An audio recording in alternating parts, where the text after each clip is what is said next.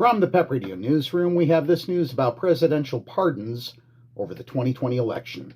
President Trump has pardoned his former lawyer, Rudy Giuliani, his former chief of staff, Mark Meadows, and others accused of backing the Republicans' efforts to overturn the 2020 election, a Justice Department official says. Ed Martin, the government's pardon attorney, posted on social media a signed proclamation of the full, complete, and unconditional pardon, which also names conservative attorneys Sidney Powell and John Eastman. The proclamation, posted online late Sunday, explicitly says the pardon does not apply to President Trump. Presidential pardons apply only to federal crimes, and none of the Trump allies named were charged in federal cases over the 2020 election.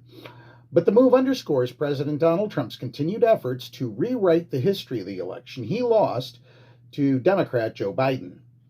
It follows the sweeping pardons of the hundreds of Trump supporters charged in the January 6, 2021 riot at the U.S. Capitol, including those convicted of attacking law enforcement. The White House didn't immediately respond to an email seeking comment on Monday. For some background information, Giuliani, a former New York City mayor, was one of the most vocal supporters of President Trump's unsubstantiated claims of large-scale voter fraud after the 2020 election. He is also an example of the limited impact of the pardons.